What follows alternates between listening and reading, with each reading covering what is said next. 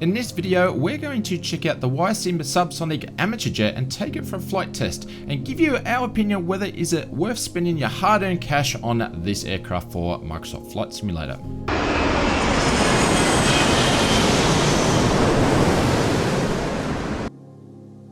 Welcome to another episode of Flight Test. This is where we take a look at many different products, including sceneries, aircraft, airports for Microsoft Flight Simulator. We'll take them for a test flight and I'll let you know, is it a value for money? Should you spend your hard-earned cash on these products? In today's video, we're going to take a look at the YSIM Subsonic JSX2 and we're going to take it for a test flight. But before we do that, here's a brief history on the actual aircraft. The JSX2 is a single-seater amateur-built jet from Sonex Aircraft. It was first introduced in 2009 and it took and completed its first flight in 2011. The JSX2 features a TJ100 turbojet engine that is mounted on the aft fuselage with the exhaust exiting between a Y-tail design. The aircraft is compatible with cruise speeds up to about 200 knots and it has a range of 420 nautical miles. And you can pick up a JSX2 from around about $120 US if you have some spare change lying around, that is. Taking a look at the YSIM version of the aircraft, the team over at YSIM teamed up and collaborated with the actual aircraft manufacturer, which was Sonex Aircraft, to ensure that the virtual version of the JSX2 was as close to the real thing as you can get. The exterior of the aircraft, according to YSIM, comes with a high-fidelity 3D model and high-detailed PBR textures throughout. Included in the package is 5 liveries, and when comparing the 3D modeling to real-world video footage of the aircraft, it's clear to see that the team cares about attention to detail. And this is really shown when you take a look at the turbojet and also the detail of the landing gear. As usual, animations are included such as the canopy, the gear and control services, and at the time of shooting this video there were some features that weren't working, such as the native smoke and the camera seat position was not correct. This was all due to the sim update, and at the time of you watching this video that's all been addressed and they're working correctly. Jumping into the cockpit, all switches and controls that are moving do have moving sounds that have all been added, and mostly custom built cockpit instruments are included in this aircraft, including a custom built EFIS. You have the option to swap between the default SIM Garmin or the custom built EFIS. The EFIS has all the included pages and everything that you need to use it for in-flight flying. The 3D modeling of the cockpit is pretty good, however I would like to see higher resolutions of the cockpit textures, including more detail when it comes to the aircraft, but overall it's not too bad. The JSX2 does not take advantage of the native Microsoft Flight Simulator checklist option, but it is a kit-built microjet, so the learning curve of how to start, taxi, take off, fly around and land shouldn't be too hard, and it wouldn't take you very long in my opinion. As we take you through the startup procedures of the YSIM JSX2, it does follow the actual start procedures of the aircraft quite closely. And how good does the TJ100 turbojet engine sound? And let's take a listen to it.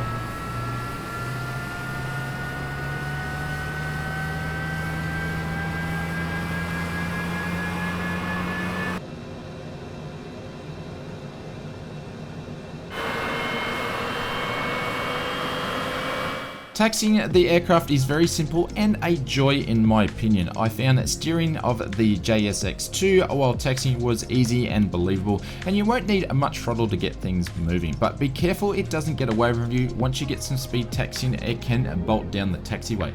Brakes are a little on the heavy side, and you will see that in this video, and I would recommend adjusting your sensitivities within the sim for your brakes when it comes to the JX2. Today's flight, we're going to start off with a takeoff of 80% throttle. We're going to climb up to 5,000 feet and depart on the downward leg, and we're going to see how the aircraft generally takes off and performs on a simple departure of an aerodrome.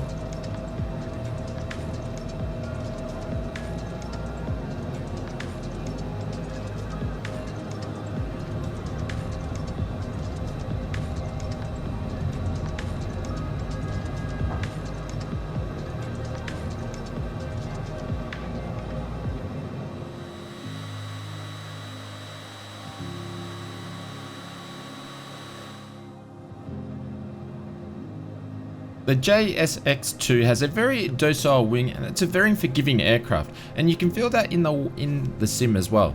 It is a very responsive aircraft at high speeds and at low speeds, and having no autopilot, it's very easy to trim the JSX2 for some hands-off flying. With the combination of a glass canopy and a small low wing either side of the aircraft, this equals to some very big real estate when it comes to the amount of viewable space outside the aircraft, which is perfect for VFR flying or enjoying the world below you as it zooms on by. With the addition of having the TJ100 turbojet engine, you do have the ability to avoid weather in most cases, and if you want, just go cloud surfing. I can really see the appeal what the JSX2 has over some other aircraft. If you are new to flight simulation and aviation in general and thinking this may be a little bit more of an aircraft that you can handle, let's take a look at how safe this microjet is when it comes to stalls. The first stall we're going to demonstrate here is a full power off stall with no flaps.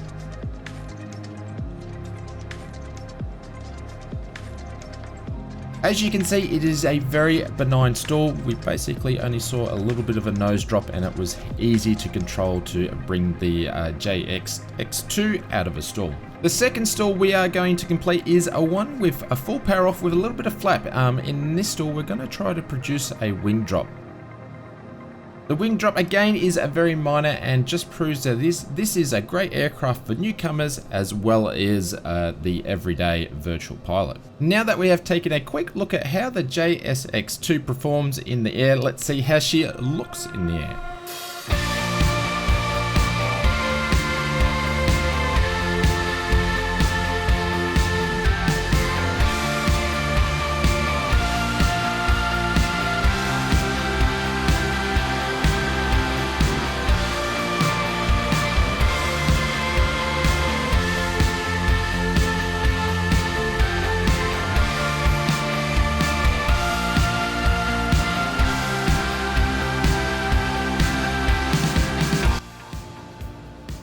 Landings can always be tricky. Having the correct pitch to control the speed and the throttle to control the altitude, having a slippy aircraft or opposite to that, having an aircraft with too much drag can get pilots into some very tricky situations. The JX2 performs well in its landing configuration in my opinion, and is very easy to trim and has plenty of flat position for all sorts of approaches and enough performance to get you out of trouble. It's a very satisfying aircraft to land. The only downfall I would say is that it's a little light, so it can be easily pushed off the center line with a small bit of crosswind.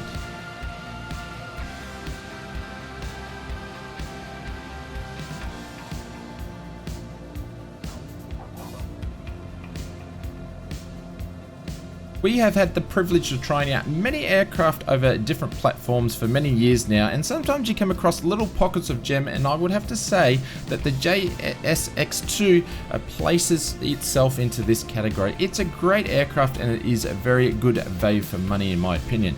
You can pick up your copy of the YSIM JSX2 over at the Sim Market store for about 16 euros at the time of this video was going to air. I couldn't find any information at this stage if it was able or is it going to make Xbox or the marketplace, but I do hope it does, as it would be a great addition to the marketplace for Xbox flyers in my opinion. If you like this video and you want to see more flight test videos, please to be sure to hit that subscribe button. 76% of all viewers of the Oz Flight Simmer channel are not subscribed, so if you could help us out by clicking that subscription button, that would be much appreciated. Please let us know what you think of the JSX2 from YSIM in the comments below. We would love to hear what you think, and we're going to leave you with another one of our favorite videos here. Why don't you check that one out, and we'll see you over there.